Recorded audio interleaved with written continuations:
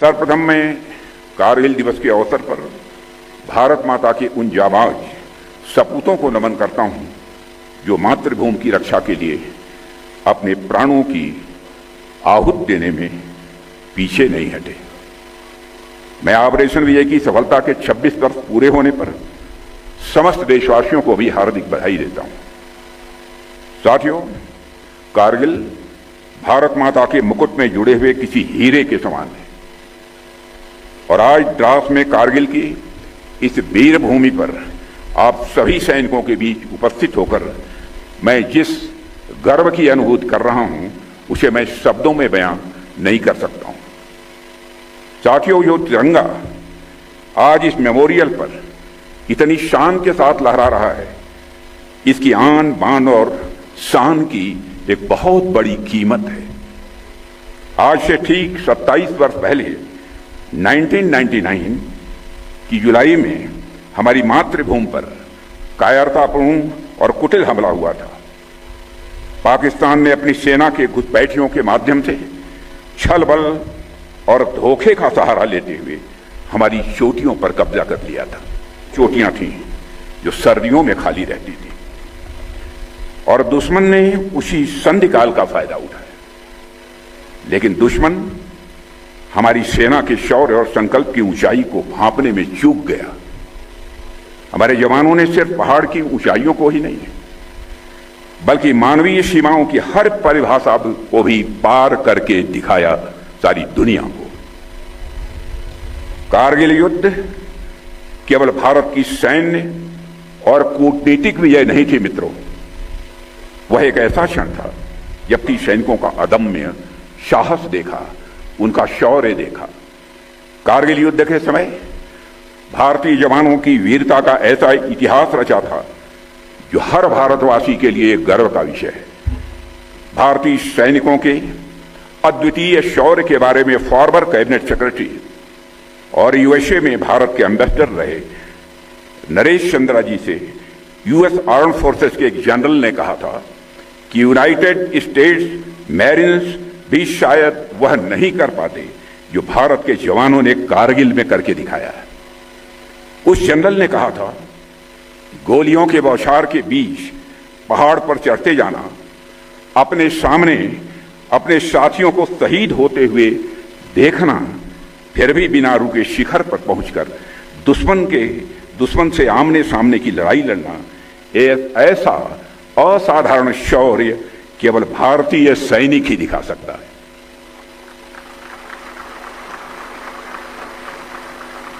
उस अमेरिकी जनरल ने आगे कहा था कि कोई आम आदमी समझ भी नहीं सकता है कि कारगिल में भारतीय जवानों ने क्या कर दिखाया था।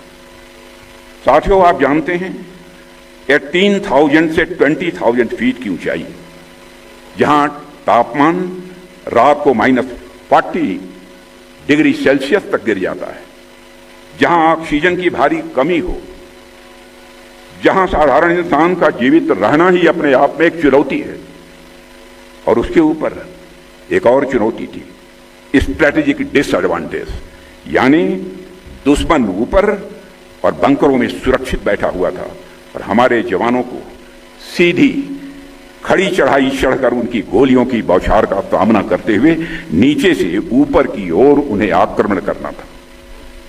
मिलिट्री साइंस की हर किताब में यह एक असंभव सा ऑपरेशन था, लेकिन हमारे जवानों के शौर्य के सामने हर किताबी ज्ञान छोटा पड़ गया। साथियों, और हमारी इस विजय का मूल्य हमारे 500 से अधिक वीर सपूत ने अपना अनमोल जीवन देकर चुकाया है। मुझे उनकी संख्या उस समय 546 है। मुझे अच्छे से याद है कि उस दौर में जब हमारे बलिदानियों के पार्थिव शरीर तिरंगे में लिपटे हुए उनके गांव और शहरों में पहुंच रहे थे, तो उस समय जो करुणा और गौरव का मिला जुला भाव भरा था, वो कभी भुलाए नहीं भूला जा सकता है। कोई नई नवेली दुल्हन थी जिसके हाथों की मेहंदी का रंग भी नहीं छूटा, लेकिन उसके माथे का सिंदूर धुल गया। कोई मां थी जो अपने लाल के लौटने की राह देखते देखते अपनी आंखों की ज्योति खो बैठी। किसी के बच्चे ने तो अपने पिता का चेहरा सिर्फ तस्वीरों में ही देखा था। उन बलिदानियों की उम्र 22 साल, 24 साल, 26 साल थी। उनकी पूरी जिंदगी उनके सामने पड़ी हुई थी। हजारों सपने आंखों में थे, लेकिन जब राष्ट्र ने पुकारा, उन्होंने बिना किसी हिचक के अपने सारे सपने, अपना पूरा भविष्य इस देश के हवाले कर दिया। उन्होंने व्यक्तिगत जीवन की उन सारी परेशानियों को दरकिनार करते हुए राष्ट्र के अस्तित्व को बचाने का पुरजोर प्रयास किया, क्योंकि उनके मन में यह भावना थी, तेरा वैभव अमर रहे मां, हम दिन चार रहे न रहे। साथियों, आज भी हमारी माताएं अपने बच्चों को जब वीरता की कहानियां सुनाती हैं तो उनकी कहानियों में कैप्टन मनोज पांडे, कैप्टन विक्रम बत्रा और इन जैसे न जाने कितने वीरों का जिक्र होता है। हमने इन वीरों को अपनी धरोहर बनाकर रखा है और आने वाली न जाने कितनी पीढ़ियां इनके शौर्य से प्रेरणा सदैव लेती रहेंगी।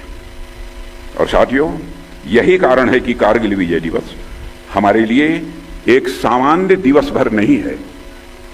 यह हर उस नौजवान के लिए प्रेरणा का दिन है जो व्यक्तिगत सफलता और राष्ट्रीय कर्तव्य के बीच का अंतर समझना चाहता है। यह दिन हमें सिखाता है कि सैक्रिफाइस और सर्विस का भाव ही किसी भी राष्ट्र की रीढ़ हुआ करता है। साथियों, कारगिल के इस वार मेमोरियल में आपको पूरा भारत देखने को मिलेगा।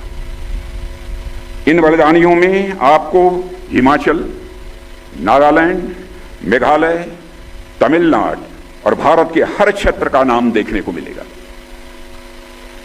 इनमें आपको मंदिर जाने वालों का नाम देखने को मिलेगा, यहां मस्जिद जाने वालों का नाम आपको देखने को मिलेगा, वहीं गुरुद्वारे और गिरजाघरों में जाने वालों का नाम भी यहां आपको देखने को मिलेगा। साथियों, इन तमाम विविधताओं के बावजूद इन बलिदानियों का खून एक ही रंग का है और यह खून इसी एक मिट्टी में गिरा है। जो लोग इस देश को तोड़ने के सपने देखते हैं, उन्हें एक बार इस दीवार को देखना चाहिए। यह दीवार अपने आप में उनके दुस्वप्नों का एक जवाब है। साथियों, हमारे बहादुर सैनिकों ने हमेशा अपने शौर्य का परिचय दिया है, पराक्रम का परिचय दिया है। अभी हाल ही में हमने ऑपरेशन सिंदूर की सफलता का 1 वर्ष पूरा किया है। उस ऑपरेशन के दौरान हमारी जाबाज सेना के जवानों ने, अधिकारियों ने आतंकवादियों के सरपरस्तों को ऐसा जवाब दिया है जिसे वे आजीवन कभी भूल नहीं पाएंगे। ऑपरेशन सिंदूर ने यह साफ कर दिया है कि भारत को आतंकवाद के सहारे डराने का सपना देखने वालों का अब अंजाम क्या होगा। भारत पाकिस्तान के हर मिस एडवेंचर का जवाब उसकी कल्पना से कहीं अधिक कठोर तरीके से देने की क्षमता रखता है। और मैं इस मंच से यह साफ संदेश देना चाहता हूं कि भारत की संप्रभुता की ओर बढ़ने वाला हर नापाक कदम का यही अंजाम होगा। साथियों, हमारा इंटेंशन साफ है कि अब पाकिस्तान से कोई बात नहीं होगी और अगर बात होगी तो सिर्फ पीओके पर ही बात होगी, जो कि भारत का हिस्सा है, जिस पर पाकिस्तान ने अवैध तरीके से कब्जा किया था।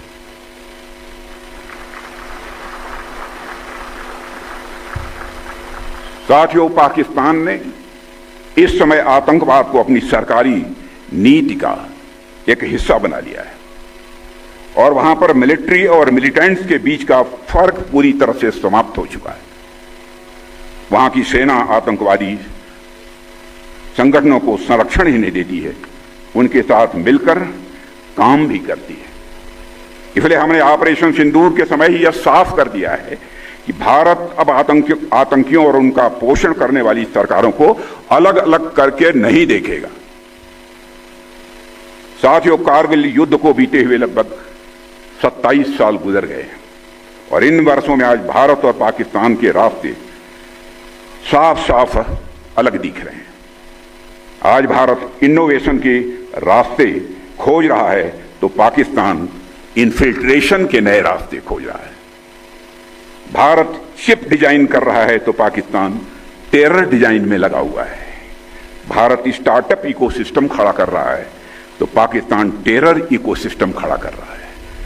भारत से भी कंडक्टर्स बना रहा है तो पाकिस्तान सुसाइड बॉम्बर्स तैयार कर रहा है। भारत स्पेस मिशंस के लिए जाना जा रहा है तो पाकिस्तान प्रॉक्सी मिशंस चला रहा है। भारत अंतरिक्ष में सैटेलाइट्स भेज रहा है तो पाकिस्तान आज भी आतंकवादियों को सीमाओं के पार भेजने में लगा हुआ है। भारत दुनिया को सॉफ्टवेयर दे रहा है तो पाकिस्तान दुनिया को स्लीपर सेल्स दे रहा है। भारत डाटा सेंटर्स बना रहा है तो पाकिस्तान रेडिकल सेंटर्स बना रहा है। भारत यूपीआई से दुनिया को जोड़ रहा है तो पाकिस्तान हवाला से आतंकवाद को जोड़ रहा है। यानी हमारे रास्ते अलग अलग हैं। ऐसे में अगर पाकिस्तान अपने घटिया मंसूबे लेकर हमारी समृद्धि, हमारी प्रॉस्पेरिटी के रास्ते में रोड़ा लेकर आता है तो उसे करारा जवाब देने के लिए हमारी बहादुर सेनाएं बराबर तैयार बैठी हैं।